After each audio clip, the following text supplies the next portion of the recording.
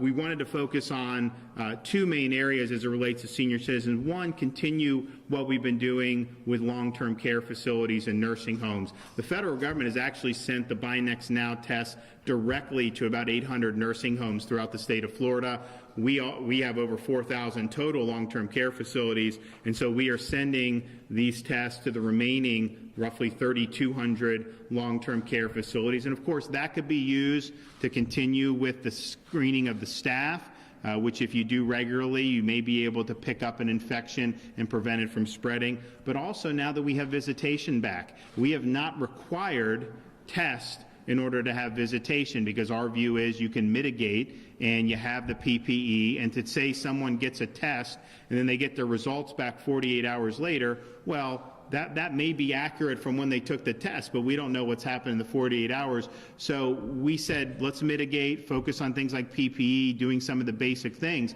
But even though it's not required, now that you have a 15-minute test, this can also help visitation in our long-term care facilities. And so they'll have the ability to do that as they see fit. And again, using this new technology in a way that is protecting our most vulnerable and saving lives is really the key. But we also understood, as important as our long-term care facility residents are, because if you look, not just the age, but if you look at 70 plus in those facilities are much higher risk than 70 plus who would be living independently and not need that type of assistance. There's a big difference there. But we also wanted to help the broader senior community. And so we went and are looking at all the different senior communities throughout Florida, like the villages, and we're sending these to facilities like that. So you have the villages, you have places like Sun City Center in the Tampa Bay area, Century Village, all those complexes in southern Florida, places like On Top of the World in Ocala and others. We believe that this will help give them more tools to be able to protect the residents who live there. So we're excited about this. We think it's something that can really make a difference. So of the 400,000 tests for this week, and we're going to be getting these every week, we have 100,000 for long-term care facilities and 180,000 for all these senior communities. Again, that's just 1 week's worth of stuff. But we also know there are other communities, senior communities, that may want these. We have some that express an interest that we were able to identify, but we think that there's probably many more. And so if you do not have, aren't on the agenda to get one of these Buy Next Now, but you'd like it, you can actually send an email to Rapid Test for Seniors.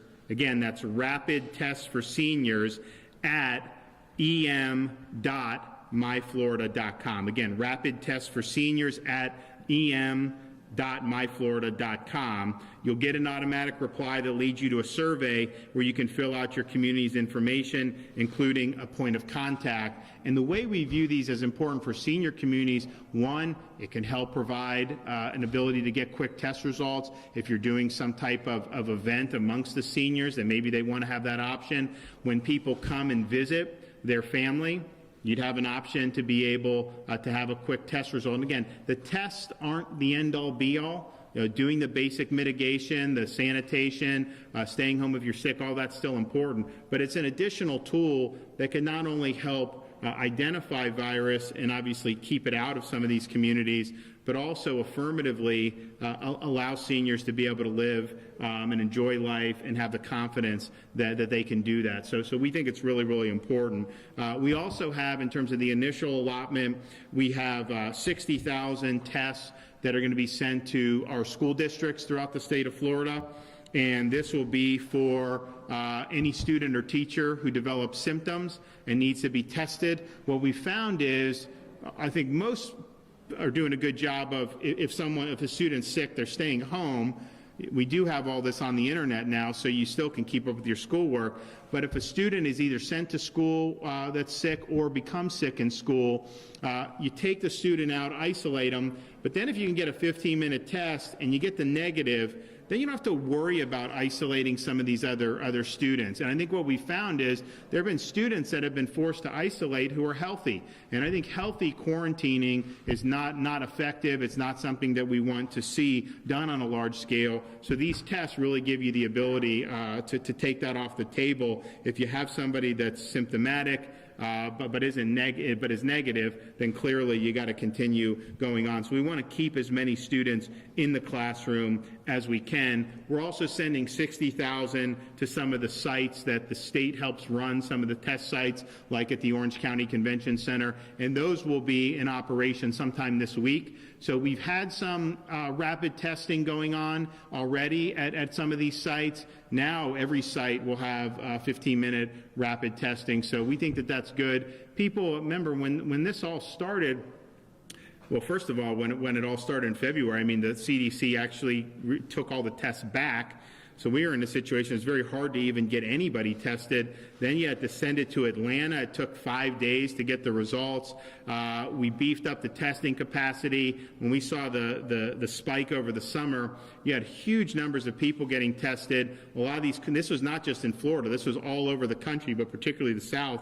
So you saw huge backlogs in some of these commercial labs. So you have some people that were getting tested, they get their results back a week later. Well, that's not really helpful in terms of isolating or knowing what's happening.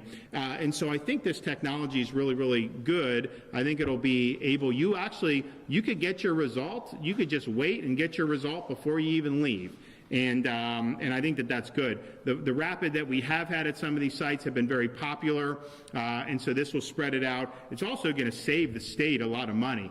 I mean, these PCR tests cost $100 a pop. Granted, we do get some reimbursement. We can use CARES Act dollars for it, but we're getting these rapid tests for free. Federal government has given it to us for free. So basically, the cost of the state is whatever it takes to administer the sites, and then you're able to go from there. So there'll be $60,000 there. So the total, $180,000 for our senior communities like the villages, $100,000 for our long-term care facilities, $60,000 for school districts, and $60,000 for state testing sites. And this is just the first week. We're going to continue to be getting these as we go. And so that's why it's important, if you do have a senior community, if you're in a community and you would like your community to have this, just have them do the rapid test for seniors at em.myflorida.com, and we look forward to working with folks on this. So this is, I think, an important step in continuing to really do all we can to focus protection on our most vulnerable residents. And I think that the villages have shown that you have to have a sustainable approach to this. You can't just say that people can never leave their house. That's not viable. That causes a lot of problems as well. And so what the villages have done is, they've put out guidance. They've had a lot of things going, like golf and all these other things. I think Gary said they just did one of their outdoor events. So it was the first time yesterday that they did that. Now they're still going slower on some of the big indoor events, which makes a lot of sense. So they've really empowered their residents, provided the guidance, kept away from certain things that may be riskier, but provided a lot of avenues. And I think this test will help with seniors to be able to continue to do a lot of the things that they want to do. And we're mindful of how the isolation has played on so many.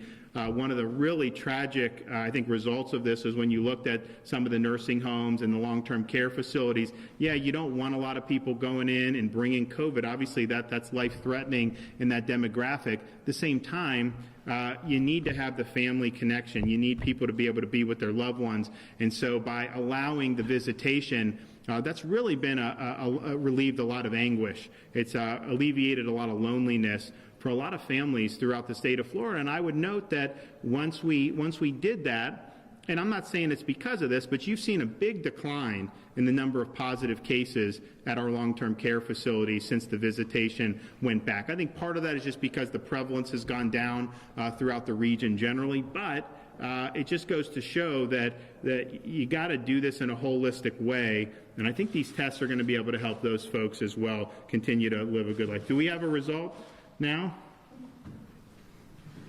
It's negative. Negative. All right. So he gets to come back on the plane tomorrow. But it really is that simple. I think that they will be able to do where if someone just wants to get swabbed and then leave, they will then get the result, I think, within the hour, which will be really good going forward. So I want to thank Jared Moskowitz for making this happen very quickly. They're already here. So the Villages has these. These other areas are getting them. If they haven't gotten them already, they'll be getting them today. And then our test sites hopefully will be up and running with these very, very soon. So Jared, you want to come up and say a few things?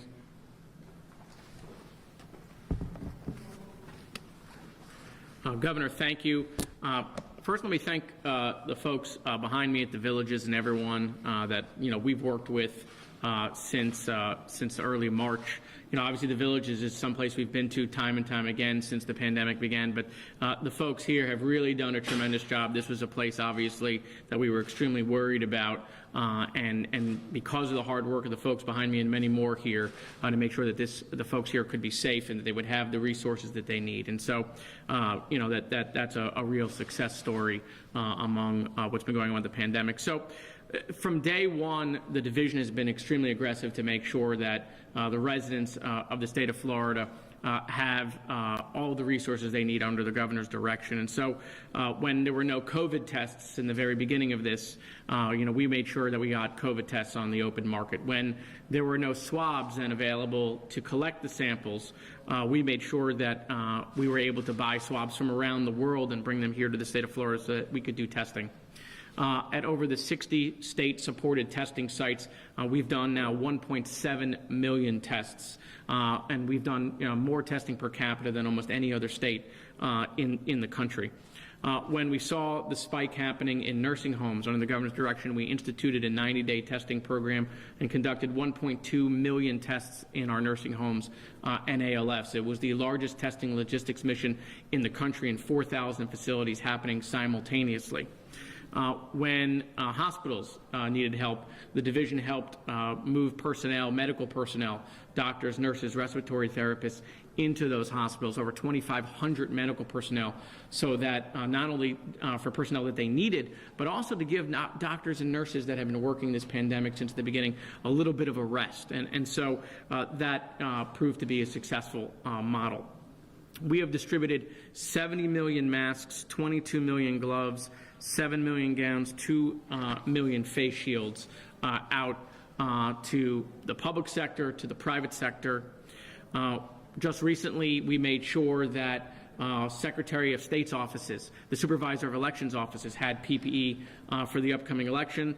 And for school reopening, we've sent out 9 million cloth masks, adult and children masks, to all of the school boards around the state so that they could have the PPE for school opening.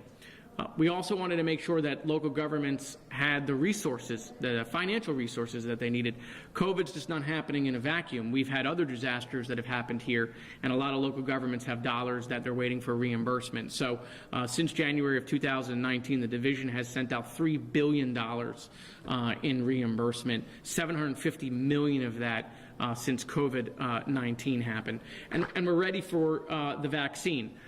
Because we didn't want to be competing against everybody like we did with PPE in early March, we've already gone out and purchased 5 million syringes, 5 million Band-Aids, 5 million alcohol swabs. Those are in the warehouse ready to go.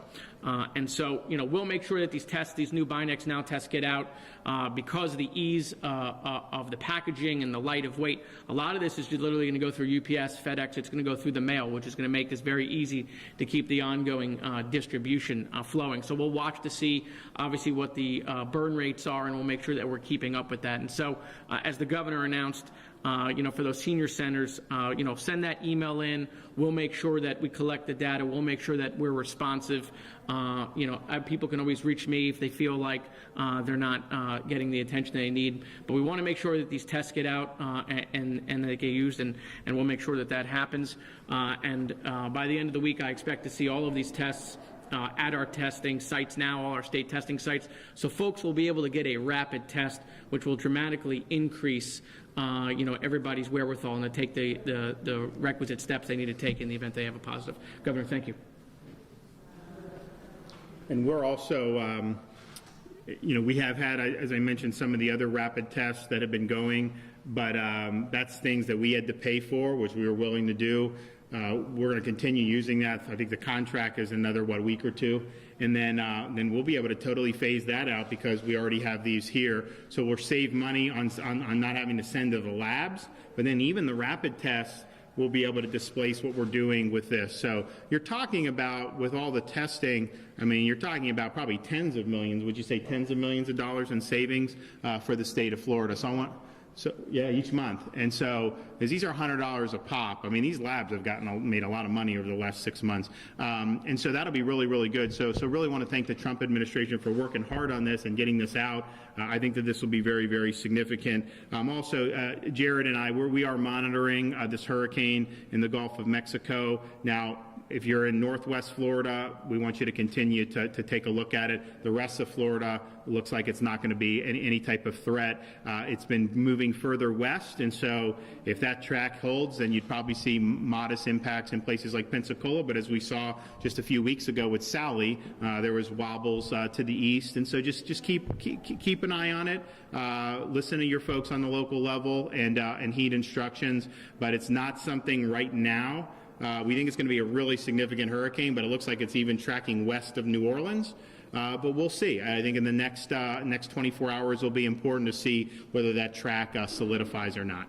We'll take some questions. Governor, you had mentioned that the village is starting to reopen its town square. We've seen some images in the local paper that no masks are being requested. Not many people in our most vulnerable here in the village were wearing masks last night. What message would you send to the population here who you just said we're the most vulnerable? Well, look, I think that taking the precautions, I think makes a lot of sense. And so, whether it's masks, whether it's continuing to wash hands, which really makes a difference. And then, if you're sick, just stay home. I mean, if there's an event here and you're sick, stay home, and now you'll be able to go get a test. You'll know right away. So those basic things, I think, really can work well. I have a lot, but no one else is going. How Yes. about voter registrations crashed last night, and Commissioner Nikki Fried took to Twitter calling on the governor to extend the registration deadline to at least 24 hours. Well, so what the Secretary of State did, it's just been announced, is that they are opening the window from noon to 7 today. So basically, similar time frame when you started to experience problems. Hadn't had any problems, started to have it last night, so they're doing that. They're also requesting through the Highway Safety Motor Vehicle, the DMVs remain open till 7, so you can do it in person. The Secretary of State is requiring supervisors of elections offices to remain open until 7 o'clock. And then we're also asking the tax collectors to stay open until 7 o'clock. So be able to do on the website, hopefully. I think they're investigating some of the issues that kind of what led to it, but it was an inordinate amount of traffic. So that'll be live, but you'll also have ability to do this, and you also will be able to postmark a registration today. That will be accepted if it's postmarked today. So providing as many opportunities as possible, and also providing the similar time frame from when we were experiencing the difficulties yesterday. But you don't need 24 hours.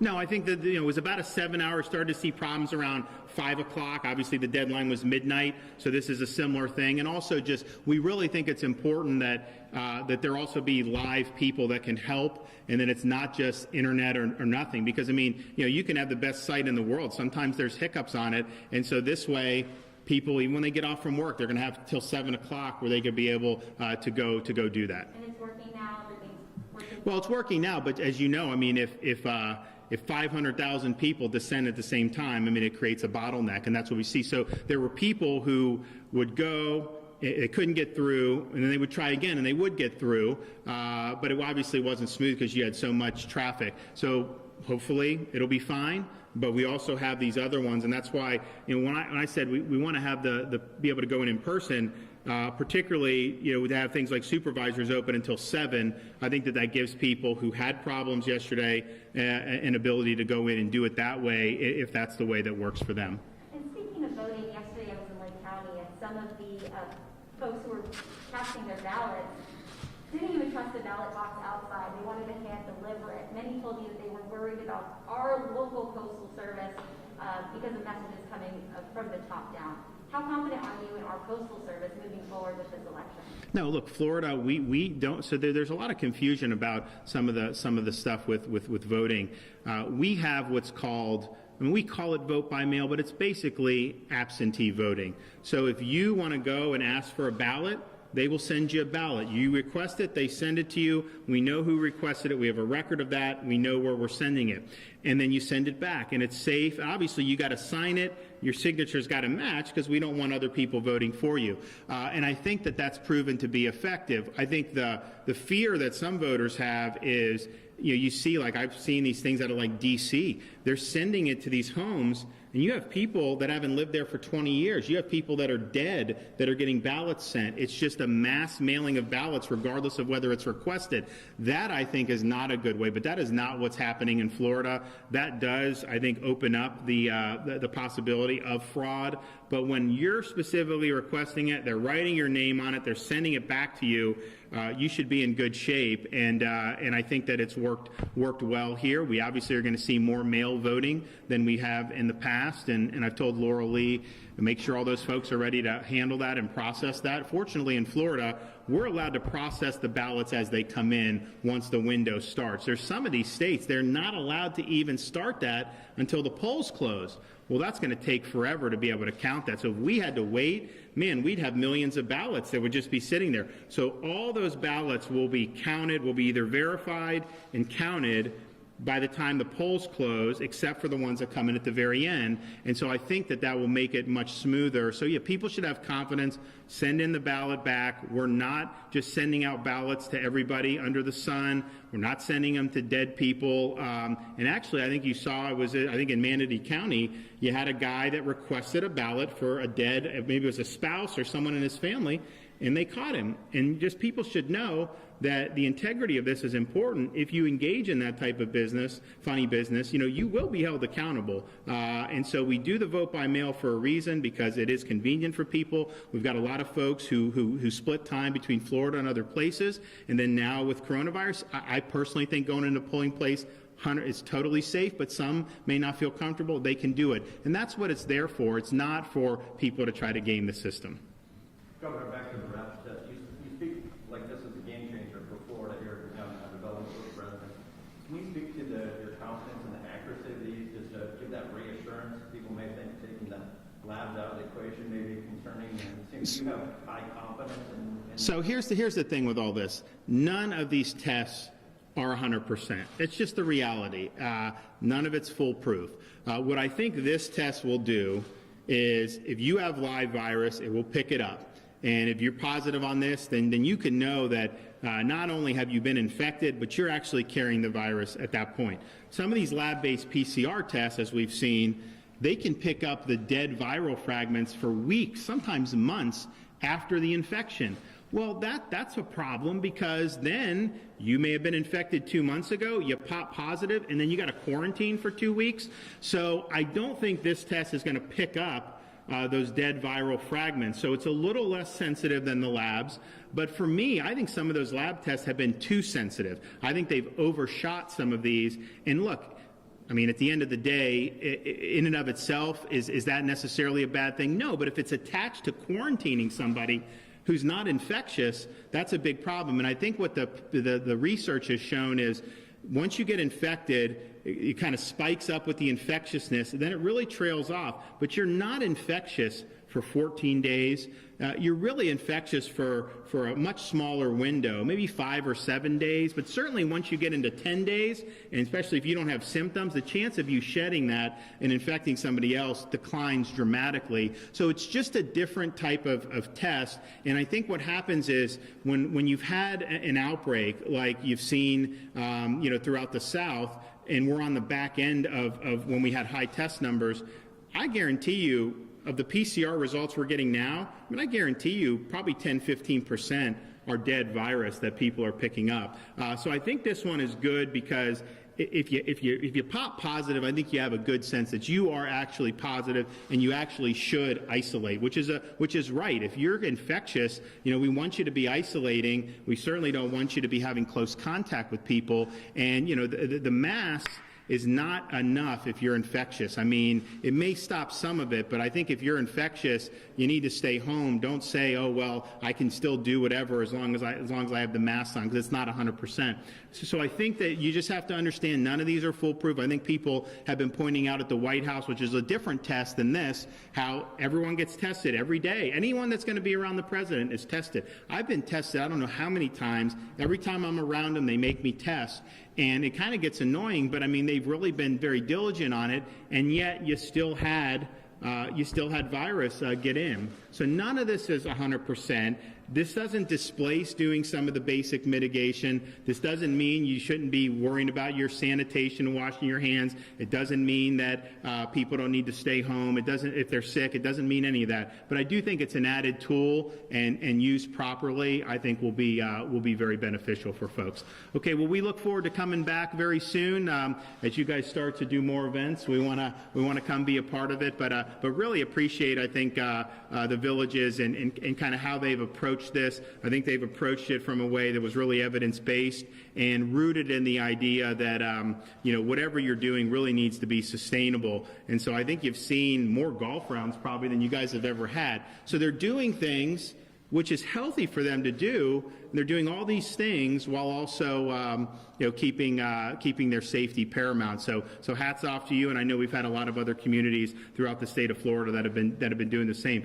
As we roll out more communities to send tests to, we'll obviously be letting the public know. We do want people to contact at the email address that we mentioned if you want it, and then if we do expand it in other directions, we'll be sure to let you guys know as well. So thanks a lot. Appreciate it. Governor, do you expect Trump to go back in Florida, and you're looking forward to that, or anything? I don't have any firm details, but if I were a betting man, I'll bet you'll see him very soon in Florida.